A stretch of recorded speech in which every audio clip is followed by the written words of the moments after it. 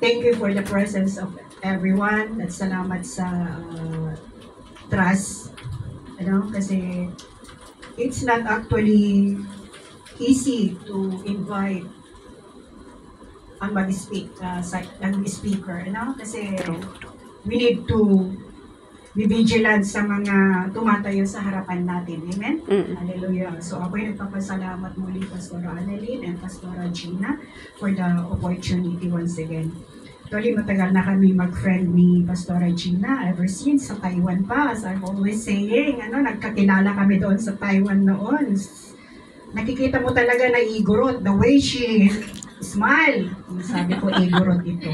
Okay, so kami nagkasama noon sa evangelism, sa isang church noon sa God is Love Church pa yun. Hallelujah, so praise the Lord. So, kindly open up your Bible in 1 Samuel chapter 1 verse 27 to 28. Hallelujah. 1 Samuel chapter 1 verse 27 to 28. Sabi niya dito, "For this child I prayed, and the Lord has granted me my petition that I made to him. Therefore I have lent him to the Lord as long as he lives. He is lent to the Lord, and he worshiped the Lord." There, let us pray. Hallelujah. Heavenly Father, we thank you, Father God, for your words that we have just read this morning, oh Father God. Lord, I ask your Holy Spirit to be with us today, oh Father God.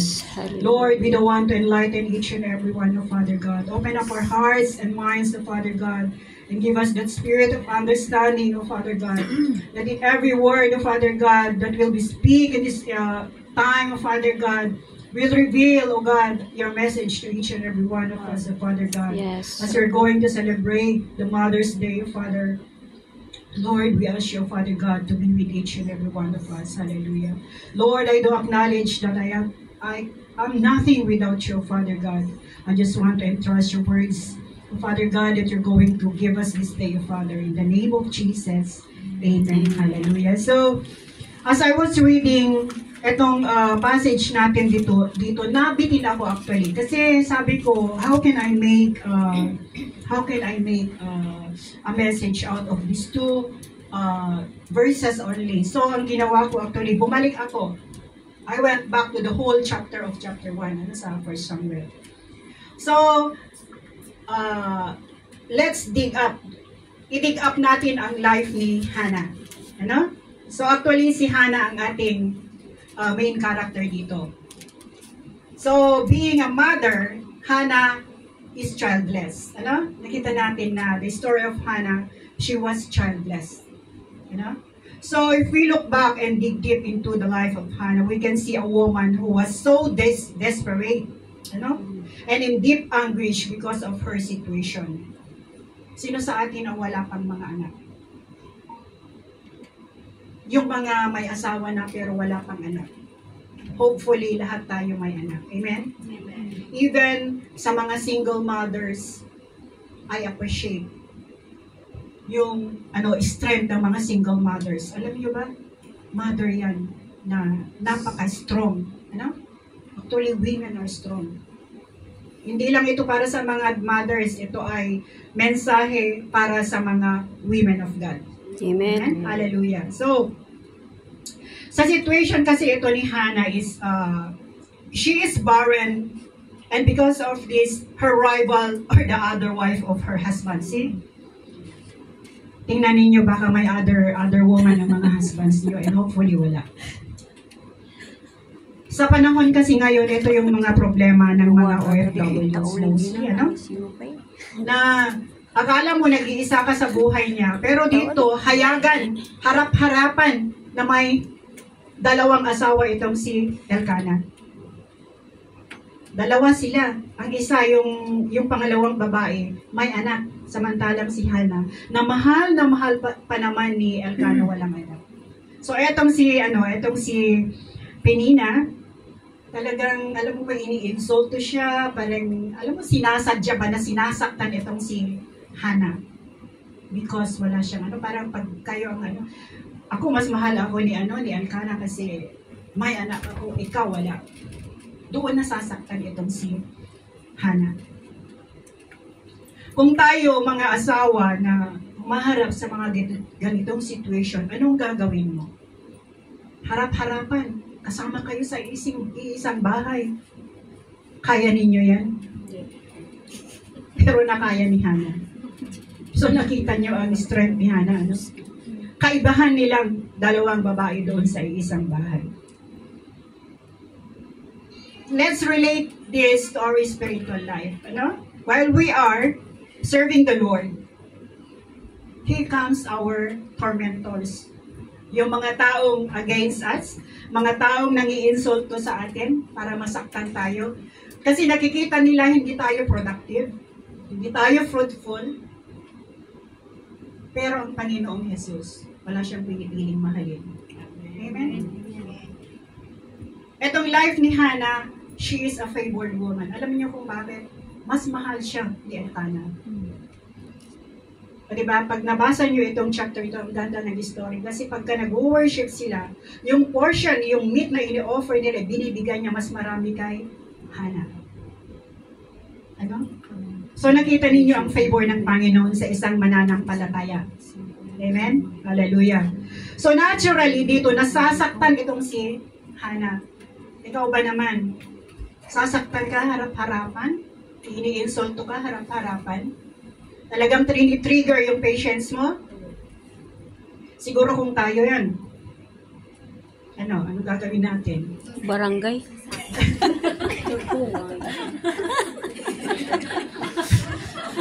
In reality. Diba? See you in court. See you in court. May barangay nga, tama. Oo. Kaya mo, kaya ko rin. Ganun ba? That's the natural aspect of a human being. Yung may pagka-rebellious din tayo sa totoo lang. No? But even in her desperation, this did not stop her from worshiping God. Ano? Amen. Si Hana, Hallelujah. nanatili siyang tapat sa Panginoon. Nag-continue siya sa pag-worship sa Panginoon. They always go up to the temple of God to offer something to God. Hindi sila nag-stop mag-asawa na pumupunta doon. Eh, walang binanggit na pupunta rin yung other woman eh. Hindi eh, wala. Only the two of them. Ibig lang sabihin, tapat silang mag-asawang naglilingkod sa Panginoon. Ano? Hallelujah. So her intimate relationship with God did not cease. Ano?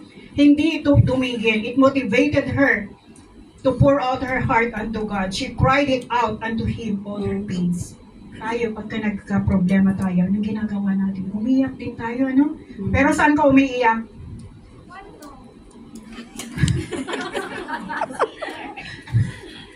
O, diba? Lagas-las ng tubig. Habang nag-shower ka, sinasabayan mo rin yung, yung shower. Iyak, iyak, iyak, ganun. Siguro ganito iniisip ko. Ini-imagine ko ba yung itsura ni Hana dito na wow, kako. Ang sakit-sakit nun, na hindi ka nagkakaanak, pero patuloy pa rin yung pag-i-insulto sa'yo. Siyempre, ikaw, hindi maalis sa atin yung natural na pagkatao natin yung may jealousy, buti pa siya, may anak, ganun ba, di ba? So, etong si Hana, parang sinisisi pa niya yung asawa niya eh.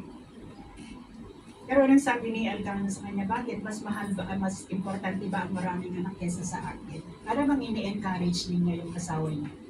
Para hindi siya mag-give up. Hallelujah. So kung sino ang nakaka-relate kay Hana, always remember that God allow us to experience every kind of hurt to test our endurance. Tinetest ng Panginoon kung hanggang saan yung endurance ng pananampalataya, hirap magbukas ng Tagalog. Pananampalataya natin sa Panginoon. So all we need to do is submit and entrust everything unto Him. Wala tayong magagawa. Hallelujah.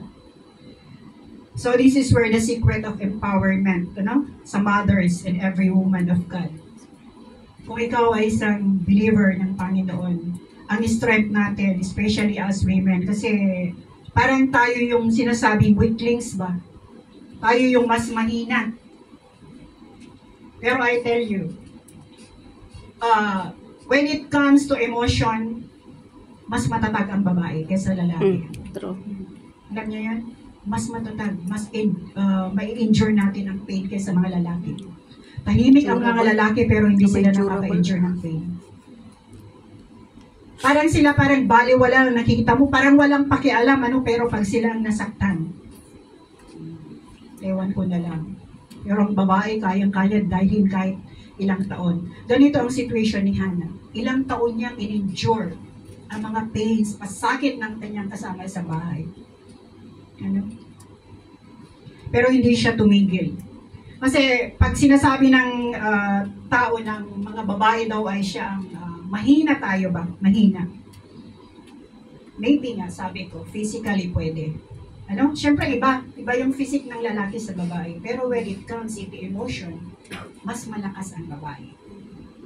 Tayo nakakatagal tayo dito sa abroad. Amen? Kaya mas maraming OFWs.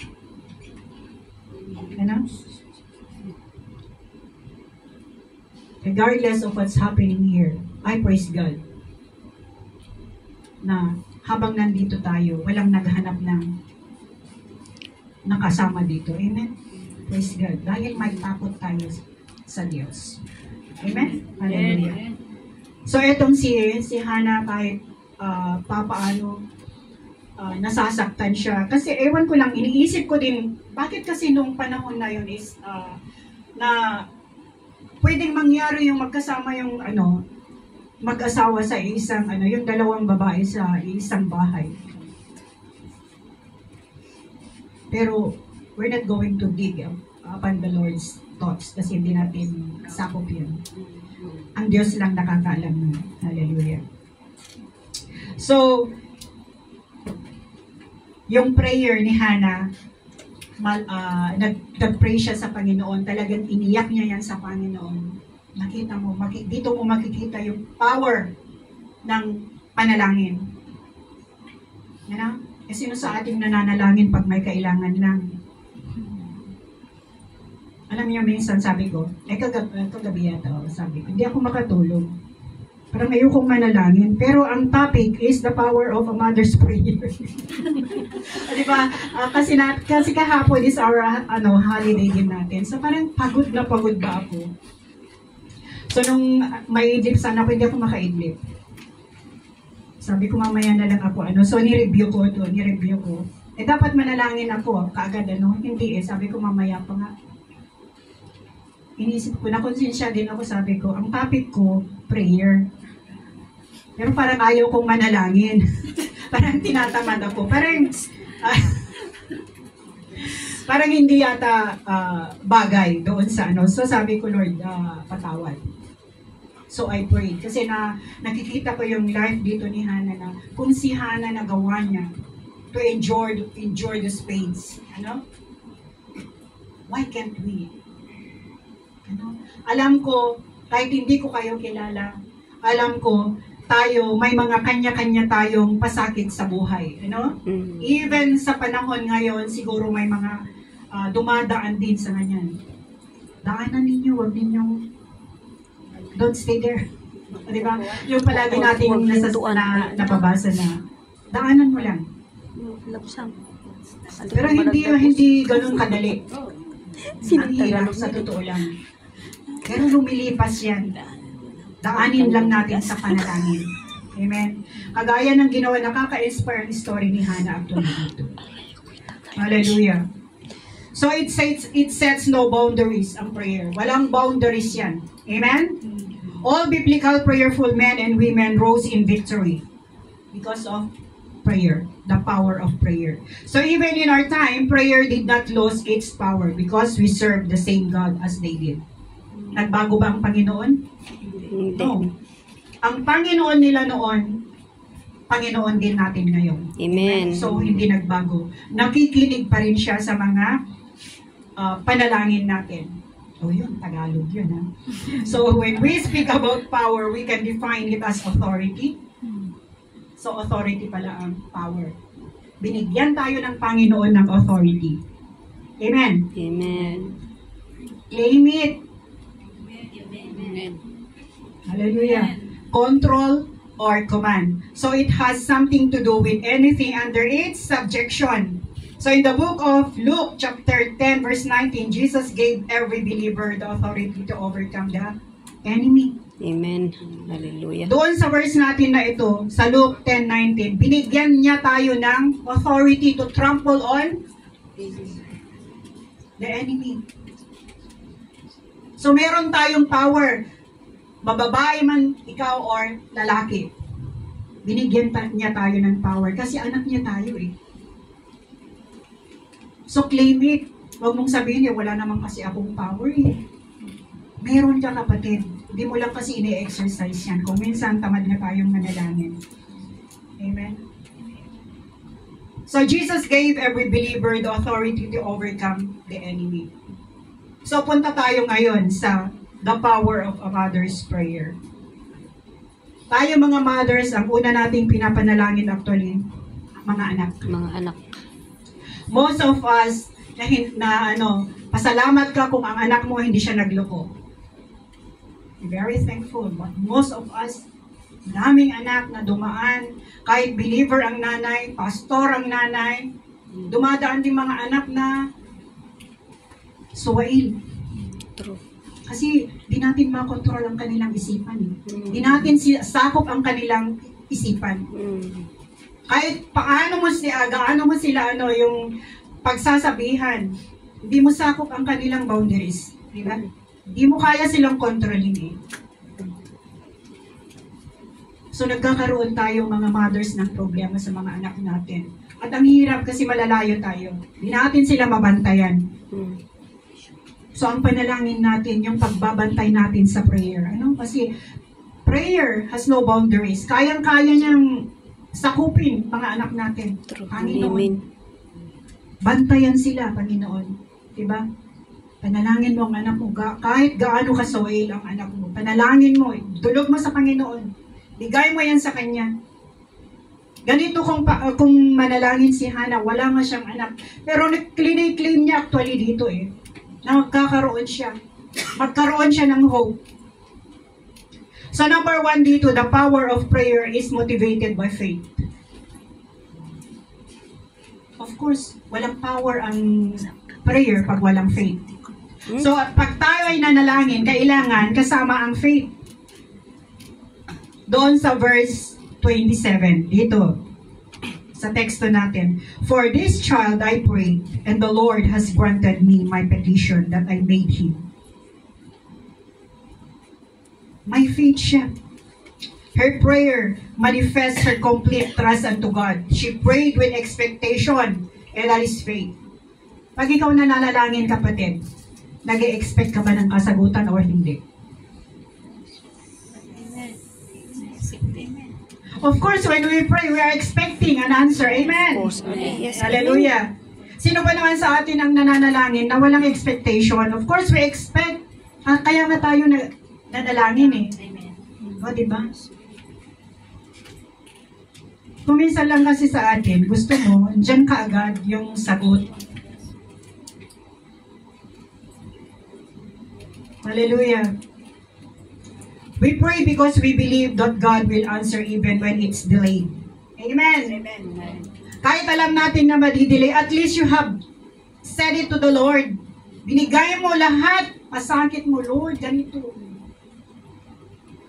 Iiyak mo. Ganito ang ginawa ni Hannah eh. Doon sa book of Hebrews chapter 11 verse 6, sabi niya dito, "But without faith, it is impossible to please God, because anyone who comes to Him must believe that He exists and that He rewards those who earnestly seek Him." Pag wala kang faith, of course, hindi mag-work out yung panalangin mo. So prayer is motivated by faith actually. Kasama yan. Sa lahat ng ating gagawin, may faith dyan. Saan ba nagsimula ang faith mo? Diba? Sa Word of God din. Naniwala ka. Nagtiwala ka ng Panginoon. Nagagawa niya ang lahat. Amen. Hallelujah. Sa James chapter 5, verse 13 to 15, sabi niya, "If any one of you in trouble, he should pray.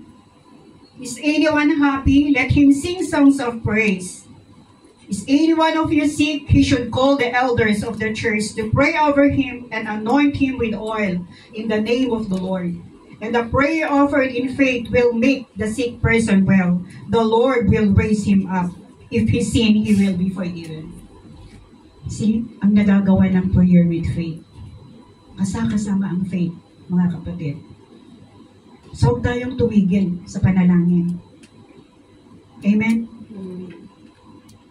Minsan kasi, nag-pray ka na nga. Tapos, pagkatapos mong manalangin, kailan kaya sasagutin? Sasagutin kaya ni Lord? Karoon ka kaagad ng doubt. Pagka sinabi mo na yon sa Panginoon, let Him do it. Huwag mo nang questionin yan. Amen? Don't question God. Wala tayong karapatang questionin ang Panginoon. Kaya tayo mga mothers dito, at even sa mga hindi mothers, kasi alam ko, naging mother kayo sa mga kapatid, mga pamangkin, mga sinusuportahan, naging nanay na kayo. Kahit sa kaapo-apuhan ng pamangkin ninyo, doon pa rin. Kahit single, kaya nga sabi ng mga single, wala silang ipon. O, amen daw. Kasi napupunta, but praise God, ano? Praise the Lord pa rin. Nagiging nanay tayo sa mga pamilya natin. Ganyan kasi ang nature nating mga Pilipino, extended family. Hallelujah. Kaya pa nag-asawa ka, huwag sa afam kasi hindi pwede ang ganun. Praise God. Hallelujah. So praise God, ako'y talagang nagagalak sa mga nanay na malalakas.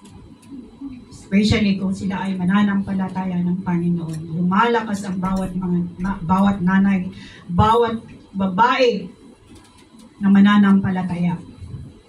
Amen? Amen. Kaya kahit hindi ka nanay, single mother ka man, praise the Lord! Meron akong kilala, may friend ako na single mother. Alam niyo na natili siya dito sa Hong Kong, kapag-aral lang yung anak niya, sabi ko, wow.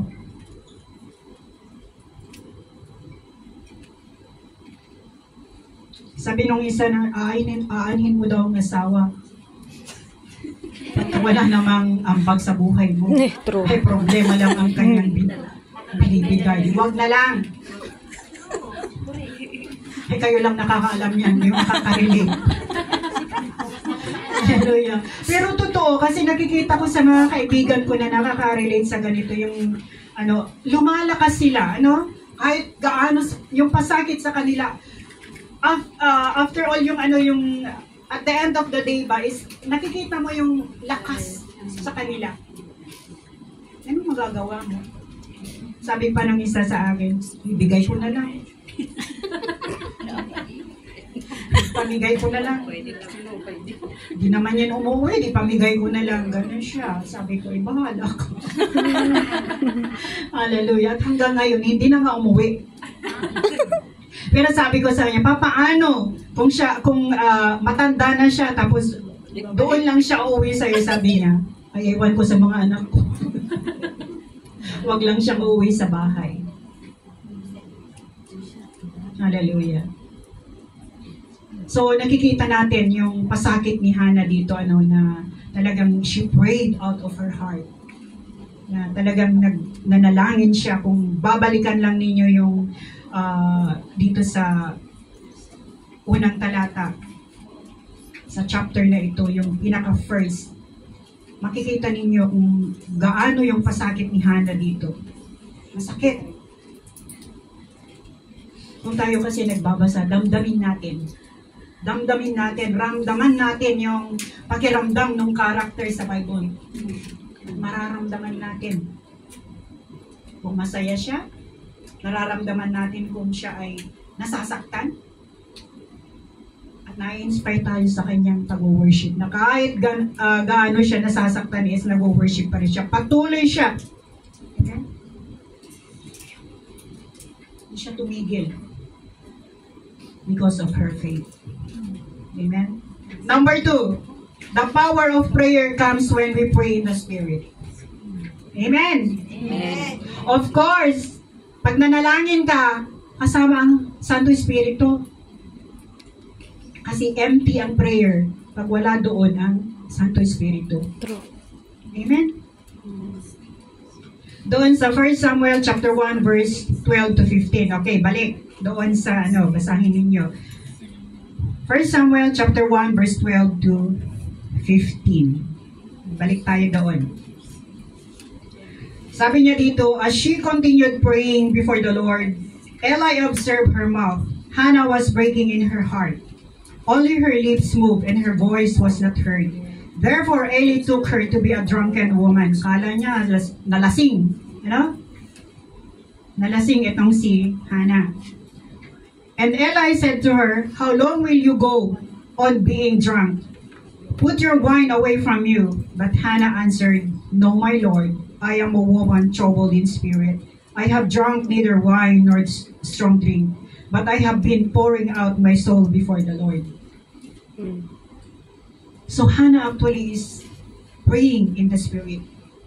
Hindi siya lasing na akala ni priest Eli. Siyempre tahimik siya nananalangin. Only her mouth is moving. Akala niya is lasing. Pero tayo naman na-observe din natin kasi yung lasing di ba?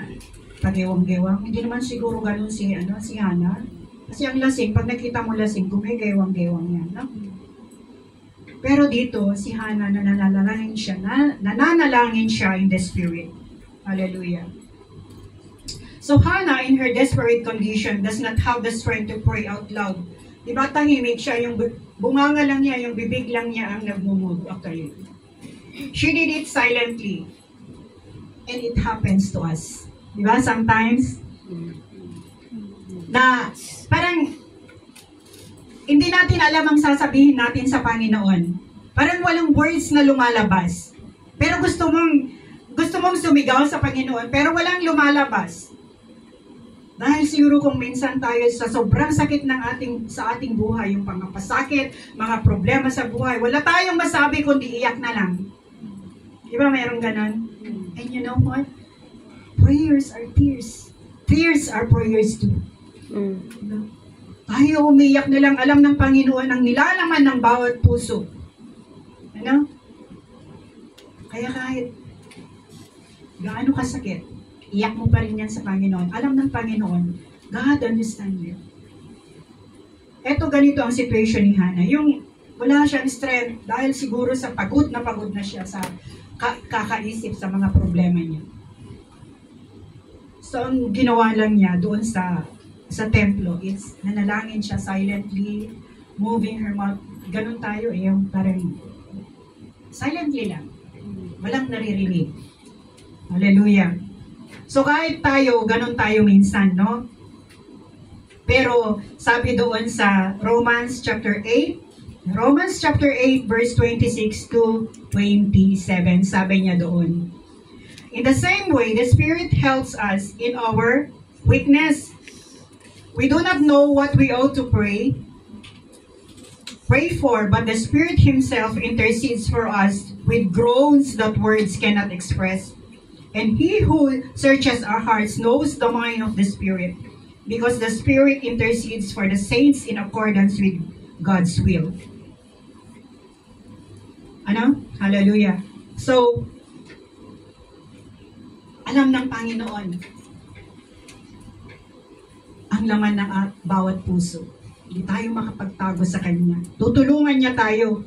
Kung minsan alam mo yung groans na hindi mo maiintindihan, pero naiintindihan ng Panginoon yan. Yung wala kang masabi, pero parang umuungol ka na lang sa sobrang pasakit mo, sa sobrang ewan, that your heart cannot contain anymore. Nasasaktan ka na, sobra. So ang lumalabas na lang, parang umuungol ka na lang sa yung sound lang. Pero alam ng Panginoon yun. And the Holy Spirit will help us. Tutulungan niya tayo. Just submit yourself unto God. Kuminsan kasi sa atin, dahil sa lumalabas din yung pride.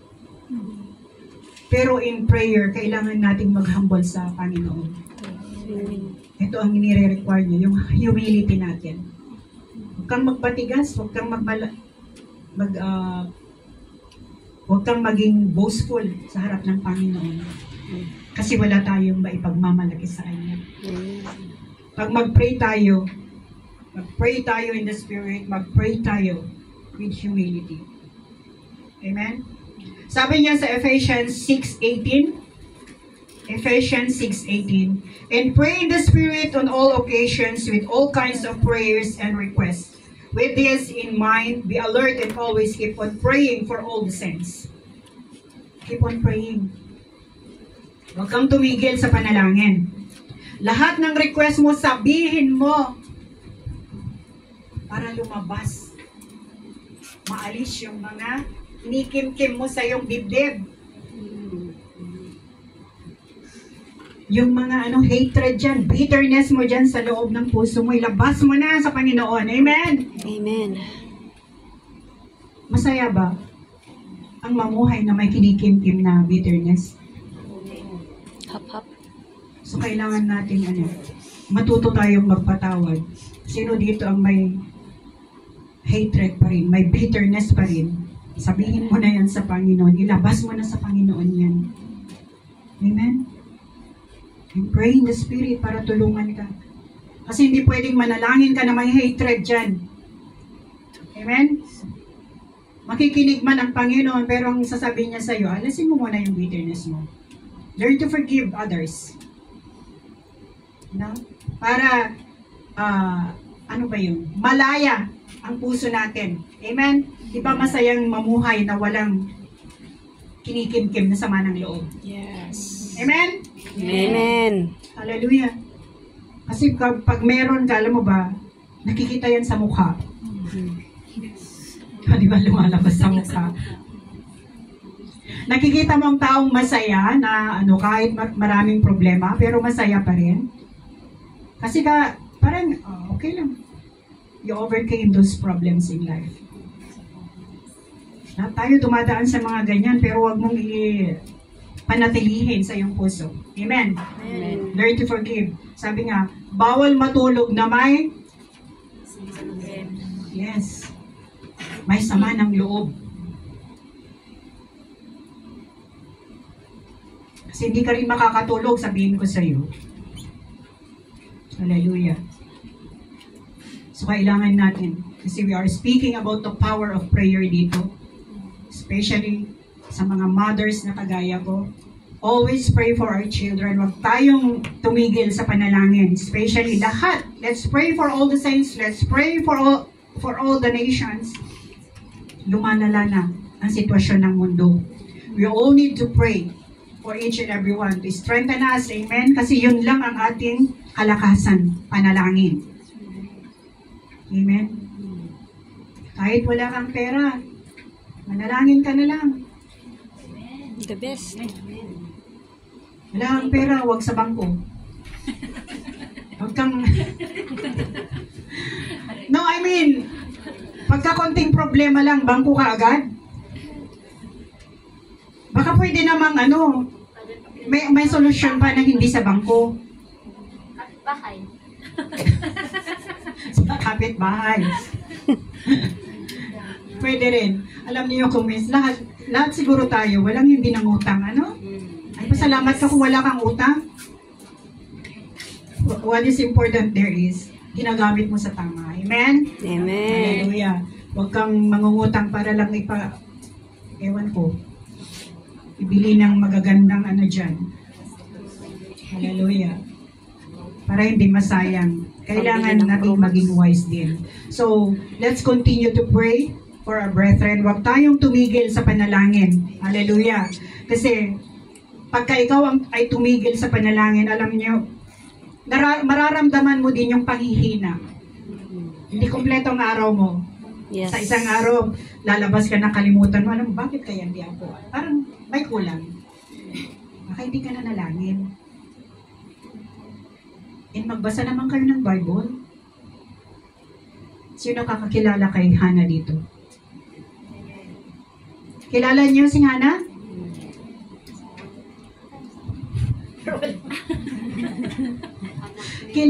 Kilalanin niyo si Hannah.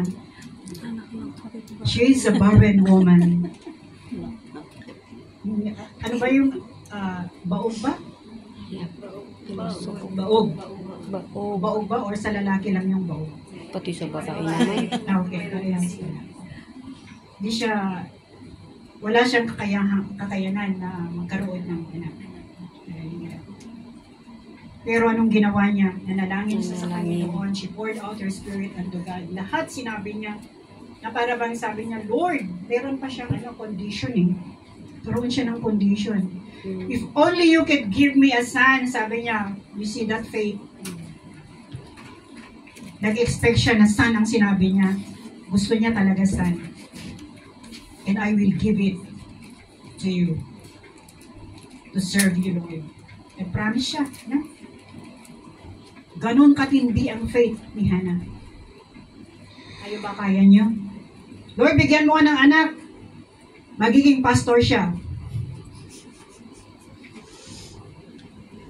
Kaya ang pastor walang sweldo. Kaya nga umiyak yung Karabaw eh.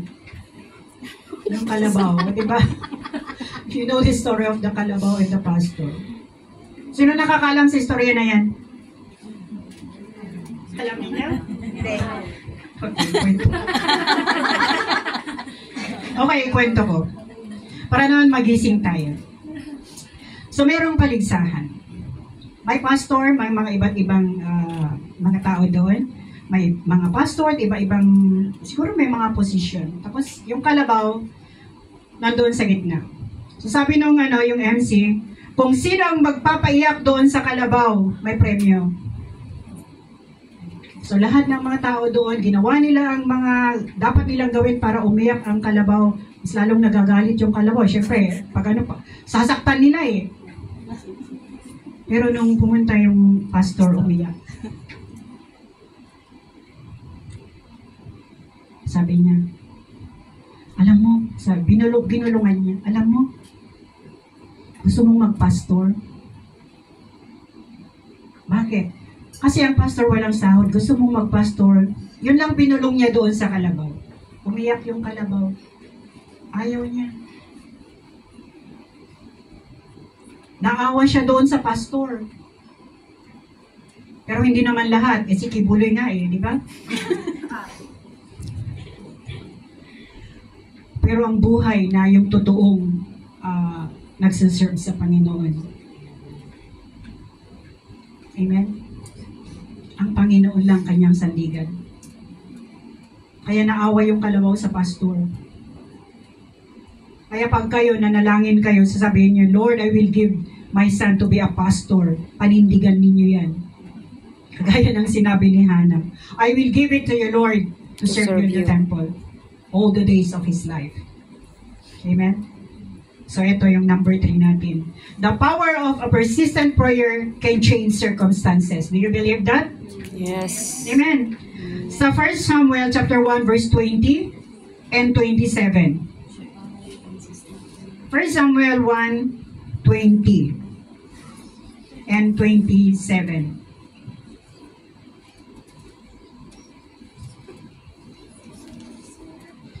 Sabi niya dito sa verse 20, and in due time, Hannah conceived and bore a son, and she called his name Samuel. For she said, I have asked for him from the Lord. 1 Samuel chapter 1, verse 20 and 27.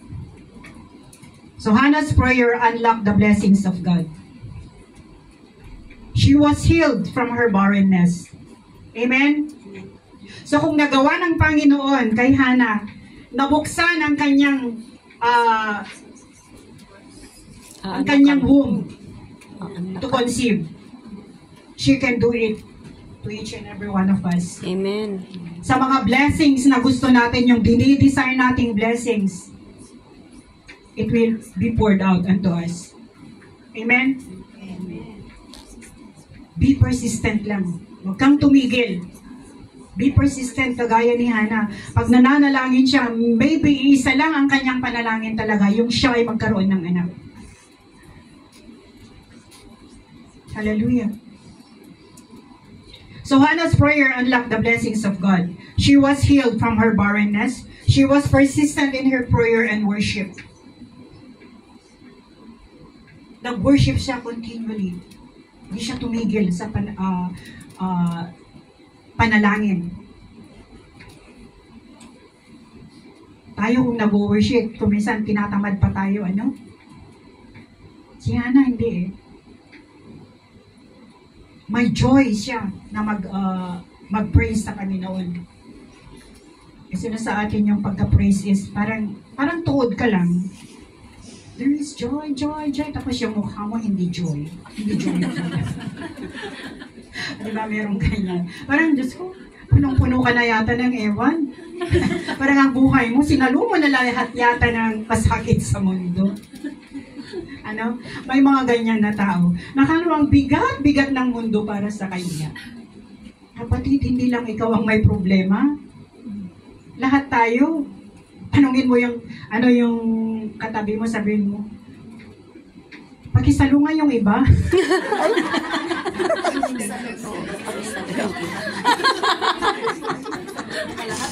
Ibig kong sabihin, ipanalangin mo. Magkapian. Hindi ko sinabi na, siyempre, yung katabi mo ayaw niya. Kasi pa may sarili siyang problema eh. Dadagdagan mo pa, dumagdag ka pa. Panalangin mo ako, ganun, no? We ask prayers from others, yung tulungan mo naman ako, no?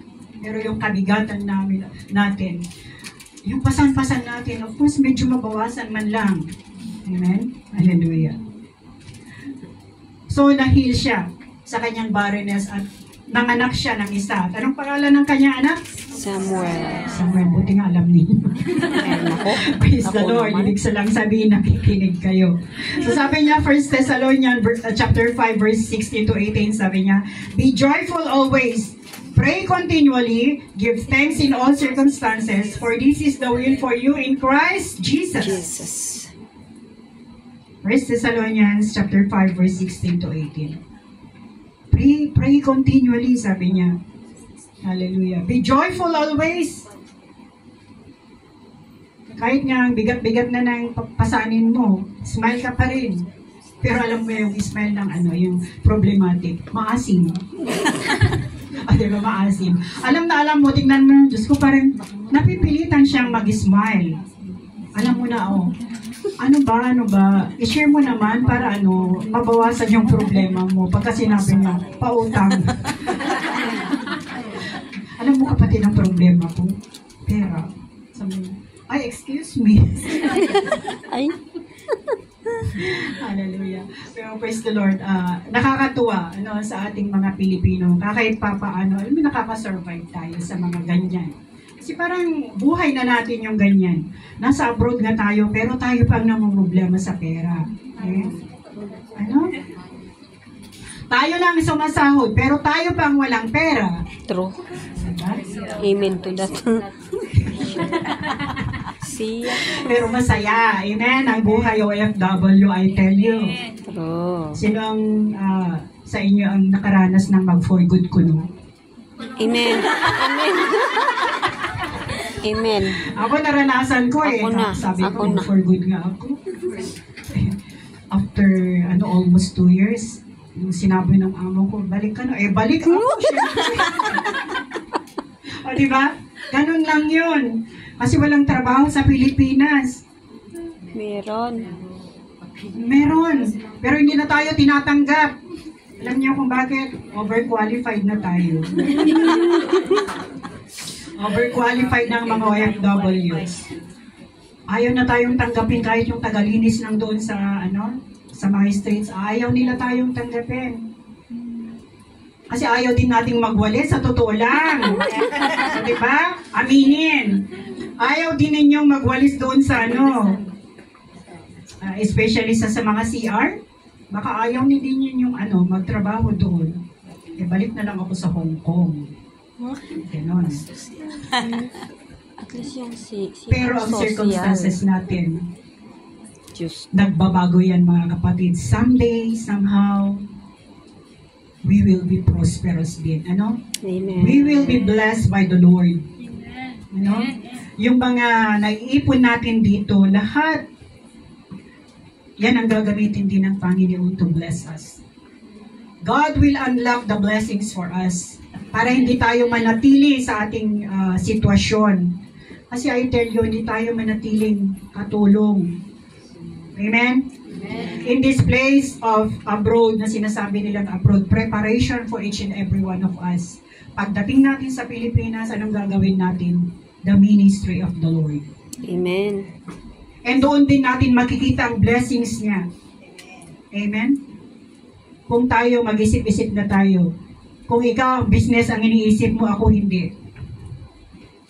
Iniisip ko, saan kaya ako dadalhin ni Lord pag uwi ko? Para ako ay gagamitin niya sa ministry. Kasi kahit mag-apply nga ako doon sa City Hall, ayaw akong tanggapin. Matanda ka na. May kalabaw lang tumatanda. Praise the Lord. So don't underestimate the power of prayer. Let's take a look at doon sa chapter 2. Advance tayo sa chapter 2 ng 1 Samuel chapter 2 verse 18 to 21. Okay. Sabi ko sa inyo kanina, bitin yung ginawa kong preaching pagka dito lang ako nanatili sa verse natin na ito. So nag-advance ako kasi gusto kong malaman kung ano yung mga nagawa pa sa buhay ni Hannah. So ito yung sa verse 18. Sabi niya, Samuel was ministering before the Lord, a boy clothed with linen ephod. Ito na yung nanganak na siya, di ba? Binigay na ni Hannah doon sa temple, yung anak niya si Samuel. Doon na siya nanatili. Hallelujah. And his mother used to make for him a little robe and take it to him each year. When she went up with her husband to offer the yearly sacrifice, then Eli would bless Elkanah and his wife and say, May the Lord give you children by this woman for the petition she asked for the Lord. So then they would return to their home. Indeed, the Lord visited Hannah, and she conceived and bore 3 sons and 2 daughters. Wow. And the boy Samuel grew in the presence of the Lord. See? Amen. Tremendous blessing. Hindi lang iisa si Samuel. Kasi si Samuel, yung promise na vow ni Hannah, binigay niya. Tinupad niya yung kanyang pangako sa Panginoon. Binigay niya yung unang anak niya doon sa templo. She dedicated her son to God. At ang kapalit, mas maraming anak. Amen? Amen. Wow. Kung hindi man tayo nanganganak, spiritually meron tayong mga anak, Yes. at mga ibang mga blessings sa buhay natin na galing sa Panginoon. Amen. Hallelujah. So, yung persistent natin, huwag kang tumigil na malalangin sa Kanya. Maniwala tayo na ibibigay niya ang mga desires ng ating puso. Provided na will din ng Panginoon sa atin. Amen? Kung nalalalangin ka ng asawa, sa mga singles, bigay mo yung mga details na gusto mo. Yung qualifications na gusto mo. Pero, kailangan din yung qualifications, yun din ang qualification ng mapapangasawa mo, yung pinapanalangin mo. Amen? Kaya tayo, alam na yun nung nananalangin ako para sa mga magiging asawa ng mga anak ko. May mga details ako, may mga qualifications din ako. Na Lord, gusto ko yung ganito, na yung magiging family-oriented yung mga mapapangasawa ng mga anak ko. And God granted that. No? Kasi mahirap yung mag-aasawa yung mga anak mo tapos ikaw mismo na biyanan niya, ayaw na ayaw sa'yo. Diba, ang hirap maging kalaban ng manugang. And praise the Lord. Hindi ko kalaban ng mga manugang ko. Mas close ako sa kanila kaysa sa mga anak ko. Kasi gusto ko yung alagaan nila yung mga anak nila kagaya ng pag-alaga ko sa mga anak ko. Na kahit nalayo ako sa kanila, mula nung pagkabata nila, at least na ipapakita nila na they can still care for the family. Ano? Hallelujah. At hindi yung naghahanap ng kayamanan. Kahit gaano man tayo kayaman, kung walang pagmamahal sa family, it's useless. Ano? It's useless. So, kailangan manatiling persistent tayo sa ating prayer because God will change the circumstances. Kung ikaw may sakit, kapatid, mga sakit na hindi nabibigyan ng lunas, God will heal you. Kagaya ng ginawa niya kay Hannah. Di ba parang nakikita mo na, kasi this time, pagka may mga sinasabing, hindi ako pwedeng manganak, ang hirap. Ano? Pero si Hannah, God opened up her womb. At eto, nagkaroon siya ng marami pang anak. Mas marami pa doon sa dinedicate niya sa Panginoon. So, ang katapatan ng Panginoon, mga kapatid,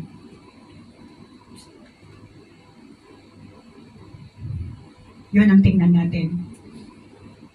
Hallelujah. So, because she dedicated her son Samuel to minister in the temple, God blessed her more with sons and daughters. So, the lesson, anong lesson dito?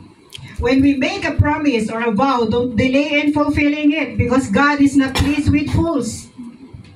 Kung ikaw na nalangit, meron kang nag-promise ka sa Panginoon, nagkaroon ka ng condition, halimbawa, kasi gusto mo ang ganito, nag-promise ka, Lord, pag ibinigay mo ito, ibabalik ko rin sa iyo. Lord, bigyan mo ako ng trabaho at ako'y magiging tapat sa iyo. Lord, hayaan mo akong makapag-abroad. Tutulong ako sa ministry. Nung nag-abroad, nakalimutan ng ministry. Ayaw pang mag-tithes. Lord, bless the works of my hands. Pero nung sumahod siya, lahat para sa kanya. Kung tayo ay nag-vow sa Panginoon, kailangan natin i-fulfill. Amen? Amen. Kasi sabi dito sa Ecclesiastes chapter 5. Ito na I preached this actually dito rin noon. Itong Ecclesiastes. Ito sabi niya, Ecclesiastes chapter 5 verse 4 to 6 sabi niya, when you make a vow to God, do not delay in fulfilling it. He has no pleasure in fools. Fulfill your vow. It is better not to vow than to make a vow and not fulfill it. Do not let your mouth lead you into sin. And do not protest to the temple messenger, my vow was a mistake. Why should God be angry at what you say and destroy the works of your hands? Kaya tayo magiging promise keeper tayo. Di ba masakit pagka may nag-promise tayo pero hindi tinupad? Di ba masakit? Bibigay ko sa iyo ang mundo. Kasalan mo lang ako. Bibigay ko ang buwan. Mga bituin. Totoo nga, binigay. Drawing naman. Punching bag yung masabi. Binugbog yung mata. O, di nakakita siya ng stars. Pero ang sinasabi natin dito is yung mga promise natin sa Panginoon para buksan niya ang blessing sa atin to change the circumstances, yung hardship natin, i-change niya yan ng mga pagpapala sa atin. We need to fulfill our vow. It's better sa atin na huwag tayong mag-promise kung di natin kayang gawin. Diba? Bawal din actually yan. It's against dito sa Bible na mag-pledge ka. Mag-vow ka sa Panginoon, hindi mo rin pala kayang gampanan. Manahimik ka na lang, kapatid. At hintayin mo na, kaya mo na, doon mo na lang sabihin sa Lord, okay, Lord, by your grace, I can do it. Amen? Amen. Because it's only by the grace of God na magagawa nating gampanan ang mga pangako natin sa Kanya. Hallelujah. So mothers and to all the women of God, have we been in the same situation as Hannah? Been distressed by the insult of people around us because they feel more that they are more privileged than us. Kung minsan ganyan, tinatapakan tayo, mga kapatid. When we feel that God is not answering our prayers, kung minsan dahil sa mga ganon, parang ang feeling natin, God is, yung malayo siya, or God don't want to answer us, but it's not actually. God is listening to each and every prayer. Nakikinig siya. Ang Panginoon lang hinihintay niya. Yung time. Amen? Huwag mo sabihin, Lord, sige na ngayon na. Ano ka? Kung minsan ganun tayo manalangin. Lord, ngayon na, please. But don't stop. Amen? Keep on knocking on the door of heaven and the answer will be poured out in God's perfect time. Amen. Amen? Hallelujah. So strengthen our faith when we pray. Always pray in the Spirit because the power of the persistent prayer can change circumstances. Amen? Amen. Hallelujah. So happy Mother's Day and thank you for listening, and I hope and pray na meron tayong natutunan sa ating topic sa umaga nito. So, may I call on Pastora Annalyn. Please do the conclusion or any may dadagdag ka sa topic natin ngayon.